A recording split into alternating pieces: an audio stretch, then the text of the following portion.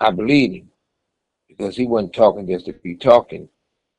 I felt he was also coming straight because there was a big war behind that. A war that they lost. And I think it was a war that destroyed their neighborhood. From a prison cell in California, Suge Knight has just accused Snoop Dogg of funding the tragedy of Shakur, and the evidence he's pointing to is explosive. The claim dropped during a February 2025 interview with The Art of Dialogue, where Knight didn't mince words. He said Snoop has been trying to bail out Dwayne Keefe D. Davis, the only man ever charged in connection with Shakur's 1996 ambush, because he's talking too much. Keefe D's trial had been set for March 2025, but in a sudden twist, it was postponed to February 2026 after his lawyers claimed they had new evidence that could clear him. That delay, paired with Snoop's alleged financial interest in Keefe's freedom, made Knight's accusation sound less like old prison gossip and more like a loaded threat aimed at the top of the industry. The question hanging in the air, why would Snoop care about silencing the one man who could finally say what really happened that night? Wasn't just rhetorical, it was a spark tossed into 3 decades of gasoline. If you look at it, they committed fraud. They committed bankruptcy fraud. I didn't lose my company by doing it. We've watched Suge Knight pull stunts before, but this time he sounded less like the swaggering label boss of the 90s and more like a man unburdening secrets before time runs out. Behind bars on a 28-year sentence for voluntary manslaughter, Knight now uses his new podcast Collect Call as a stage to rewrite the legacy he built and lost. His feud with Snoop has been escalating for months, ever since Snoop's 2022 purchase of Death Row Records, the empire Knight built from the ground up. Suge never believed the sale was real. From his cell, he demanded to see the paperwork, accusing Snoop of destroying hip-hop and flopping the label's reputation. Now he's gone further, tying Snoop not just to corporate betrayal, but to blood and conspiracy. Whether this is an act of vengeance or a final truth-telling spree depends on which side of the bars you believe. Keefe D said he told Rat James that, look, it's big money in this. Only thing Puffy want to do is pay $1 million to have both of them. He told me that. The timing couldn't be more suspicious. Just weeks before Knight's latest claims, prosecutors in Nevada quietly acknowledged that Keefe D's defense had unearthed fresh material from within the old LAPD files that could potentially point to uncharged participants in the ambush. Then, as if rehearsed for television, Knight names Snoop on record, linking him to Keefe's bail fund. Snoop hasn't responded publicly, though his legal team reportedly dismissed the allegation as fictional nonsense. Still, we can't ignore that Keefe D himself, an admitted Southside Compton Crip, has been a recurring name in both the East Coast-West Coast feud and in Snoop's own neighborhood connections. When Knight hints that Snoop knew exactly what was going down and lands differently, knowing that Keefe once described the shooters as communicating via a secure Nextel channel used by Death Row security. To understand why that matters, we have to rewind to 1995, when Snoop Dogg was untouchable, Gin and Juice was still echoing through every club in America, his homicide trial had just ended in acquittal, and Death Row Records was the most feared label in music. Then, Suge Knight walked into Clinton Correctional Facility with a check for $14 million and walked out with Shakur. Overnight, Snoop's kingdom got a new king. Within months, the label that once orbited around Snoop's laid-back swagger now revolved around Shakur's rage. Even Snoop later admitted on Logan Paul's 2022 Impulsive podcast that Shakur's arrival changed everything and made him feel pushed to the side. That line alone has haunted interviews ever since. And as soon as I walked out of there, I went in the bathroom and I threw up. And just laid on the floor for like 30 minutes. His mama came in there and cleaned me up. Snoop and Shakur weren't enemies at first. They recorded 2 of America's Most Wanted together, posing side by side in red suits like gangland royalty. But insiders say the energy shifted fast. Shakur was intense, loyal, and paranoid, convinced that rivals from New York were plotting against him. Snoop, ever the diplomat, wasn't buying into the East Coast hate. When he went on Hot 97 in September 1996 and casually praised Biggie and Puffy, Shakur's sworn rivals, it was like spitting gasoline on a live wire. Within days, Shakur was furious. Suge has recalled the moment vividly, claiming Shakur said, "Man, I put everybody on death row. I put everyone on my album, and now this dude gets on the radio and says he's riding with him?" From that point, friendship was over. But what happened next wasn't just a feud, it was a setup.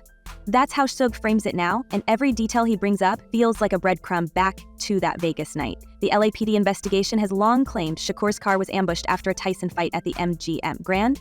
Suge was driving, Shakur was in the passenger seat, and 4 bullets hit him. What we're told less often is that Warren G. Snoop's longtime ally was hundreds of miles away in Los Angeles that same night. During a 2023 appearance on Drink Champs, Warren dropped a casual but damning detail. He said Snoop had been at his house, glued to a Nextel radio, the kind only death row security used, and that it was hitting him all the way from what was going on in Vegas. Warren described Snoop suddenly getting calls saying Shakur got shot. At first it sounded like coincidence. Now, after Knight's new claims, it sounds like surveillance. He said it was, according to him, he said it was security that accepted money, participated in it, and it was so-called homies. We can't dismiss the Nextel clue. In the 90s, those two-way radios weren't cheap toys. They were restricted communication devices for private networks. Death Row's security team reportedly used them to coordinate movements during high-risk events like the Tyson fight. Suge insists Snoop had no reason to own one because he wasn't part of the Vegas entourage. So how was he hearing live chatter from the convoy? That's the riddle at the center of this new firestorm. When Warren said the radio was hitting him all the way from Vegas, it implies Snoop had direct access to a channel meant only for the label's protective detail. The same channel the shooters allegedly used to confirm the hit. Unless whether I feel he was involved in what I think he was involved in. This isn't the first time Suge Knight has pointed fingers outside the usual suspects. Over the years, he's blamed everyone from Puff Daddy to law enforcement, sometimes even claiming Shakur never truly lost his life. In 2014, he told TMZ that Shakur was somewhere smoking a Cuban cigar on an island.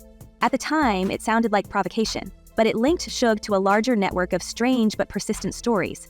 Michael Nice, a former security officer who worked with the Black Panthers, later claimed he helped smuggle Shakur to Cuba using a staged body switch at the hospital. Nice told TMZ, "Why do you think nobody been arrested if they said they the one that did it? Because Shakur not gone. He passed away suddenly in 2018, just days before he said he would release proof." These theories resurfaced again this year when an investigator named Jimmy Poole posted photos from Belize claiming they showed Shakur in his 40s, alive and unbothered. It all sounds wild, but in the tabloid trenches of hip-hop, the impossible always trails too close to the truth. If Shakur did survive, or if someone within death row helped stage an escape, the question of motive comes screaming back to the present. Would Snoop have benefited more from Shakur's survival or his disappearance? Knight clearly leans toward the latter. We argued. Over Trump? When after this thing happened, he'll tell you, we talked for 2 hours shouting at each other. Huh. Snoop, I loved him so much. I grew up in LA on 135th and Avalon. And when he got in trouble, I prayed for a crib. You know what it's like to pray for? I prayed. Let's remember what else was happening in that window between Shakur's signing and the Vegas ambush. Snoop was growing increasingly alienated from Suge. Reports from the time describe heated arguments over control, royalties, and street loyalties. Snoop had beaten a homicide case but still carried the stigma of gang affiliation. Shakur's arrival brought renewed law enforcement attention, fresh chaos, and the kind of volatility Snoop was trying to escape. According to former Outlaws member Napoleon, Snoop dimmed his light for Shakur to shine, but secretly resented how fast his own spotlight vanished. That jealousy, Suge now says, might have turned into something more operational. In his February 2025 interview, Suge went further than ever, implying that Snoop told Thaw Dog Pound's Daz Dillinger not to travel to Vegas that weekend because something's gonna happen. If that's true, it means Snoop had advance warning of a setup that ended in tragedy. Suge's version paints a chain of communication, someone inside death row coordinating with outside enforcers through those very Nextel radios. It's the same hardware Warren G mentioned and the same system Knight himself says was used by security to report every move that night. So if a voice over that channel said, "Got it," the moment the shots rang out, who exactly was listening on the other end? That he would be all right. Dear God, let this gangbanger beat this I case. thought that right. Because I thought he has so much. He's one of the most famous human beings on the face of the earth. 100%. And the thing about Snoop, I thought his heart was in the right place, but I thought theirs wasn't. Never take nothing from them. Snoop Dogg's defenders insist Knight's new story is nothing but payback for old grudges. They point out that Snoop publicly fainted when visiting Shakur in the hospital, later describing the heartbreak on multiple interviews. His story hasn't changed. He saw Shakur unresponsive, Afeni Shakur comforted him, and he realized their friendship had ended in tragedy. But Suge counters that Snoop never visited at all, accusing him of fabricating that moment for sympathy. When you compare their narratives, it's not just messy, it's irreconcilable. One of them is lying. Meanwhile, the industry around them keeps cashing in on nostalgia. Snoop, now the official owner of Death Row Records, has turned the label into a brand again, launching Buck on Death Row and even virtual releases inside the metaverse. To fans, it's a redemption story. To Suge, it's insults stacked on betrayal. He's accused Snoop of faking ownership documents, calling his new releases flops, and claiming the original label's spirit is gone. But these business disputes feel almost secondary compared to the gravity of what he's implying now. That Snoop had blood on his hands before he ever had a boardroom. I lost. I lost my freedom behind Tupac. I lost business. I lost house, the whole lot of shit. It's tempting to dismiss all of this as another chapter in the Suge Knight revenge tour, but the timing keeps tying back to real events. Keefe's case, once dismissed as solved history, is reopening old wounds. His legal team's push to suppress certain witness statements hints that key figures, possibly from Death Row, could be subpoenaed if the trial proceeds. Suge's sudden broadcast about Snoop might not be spontaneous at all. It could be preemptive damage control, a way to frame himself as the truth teller before the courtroom drags everyone else in. Yet there's a detail we can't ignore. Warren G's recollection about that night was never retracted. He seemed genuinely puzzled by how Snoop's radio was receiving real-time chatter from Las Vegas. No one has publicly explained that technical impossibility. Knight's theory, however wild, fills that gap, even if it does so with gasoline instead of logic. He insists the only people with those frequencies were death row security and the shooters themselves. If Snoop's device buzzed with voices shouting, "Got it," as Shakur was hit, that would place him, at least technologically, inside the moment, even from 270 miles away. So we made the business decision to be cool with each other, because I don't hate him, and he don't hate me. As Suge tells it, that single exchange, the word "got it," was the confirmation code, and it came through on a radio that should never have been in Snoop Dogg's possession. The implications of that are staggering, even for a story already steeped in betrayal and conspiracy. We're left staring at a timeline where old loyalties, corporate resurrection, and unsolved violence converge into one ugly intersection. And as Knight keeps talking from his cell, hinting that he's holding more proof for the right time, we can feel that the next revelation might not just rewrite hip-hop history. It might drag one of its most beloved icons back into the crosshairs.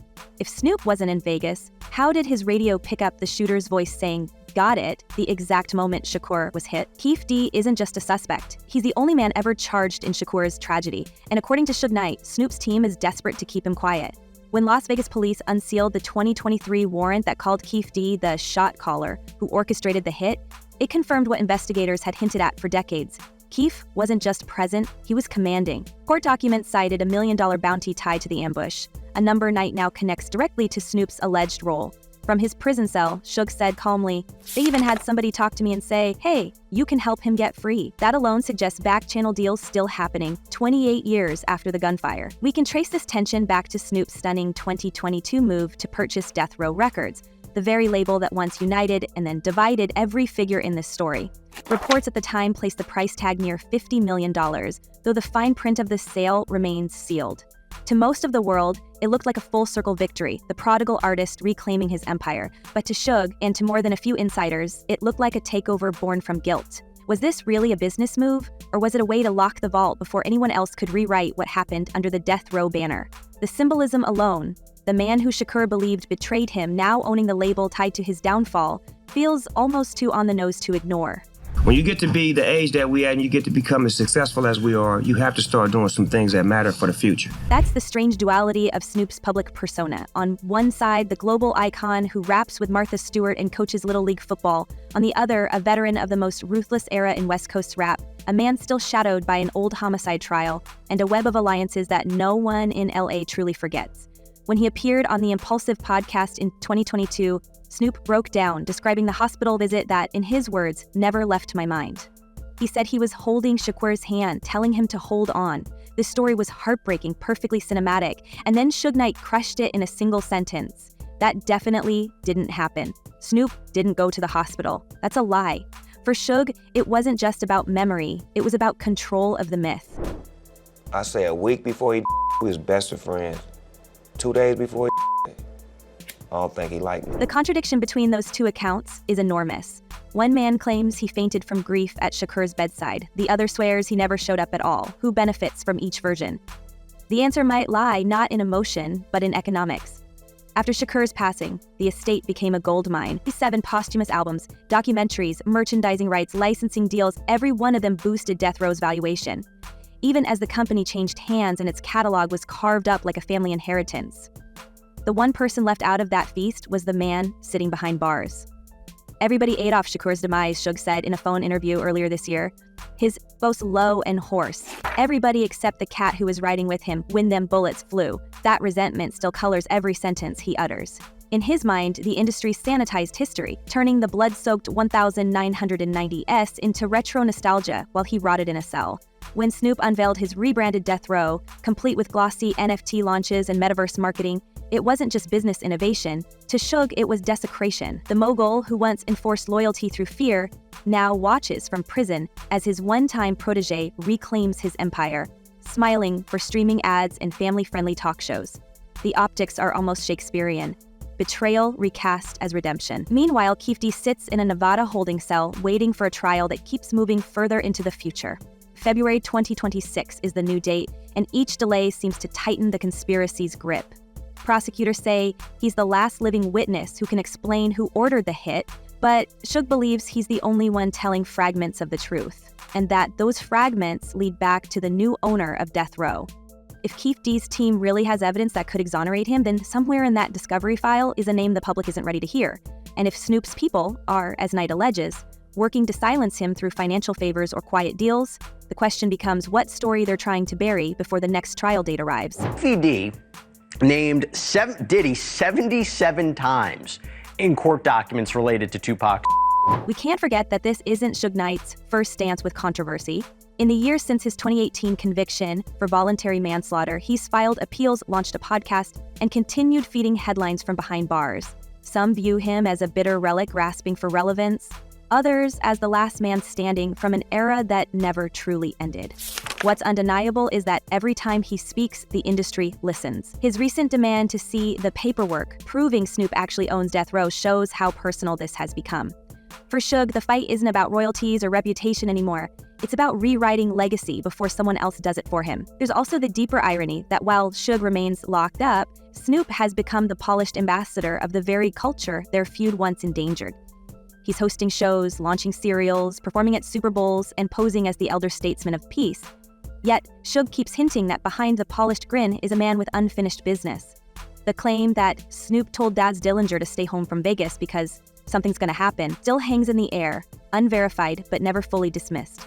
Add that to the strange detail of the Nextel radio, the alleged $1 million bounty, and the hospital dispute, and we're staring at a timeline that refuses to settle down. Keefe's trial is delayed until 2026. Snoop owns Death Row. And Suge Knight, the only other man in that car the night Shakur was hit, is still talking.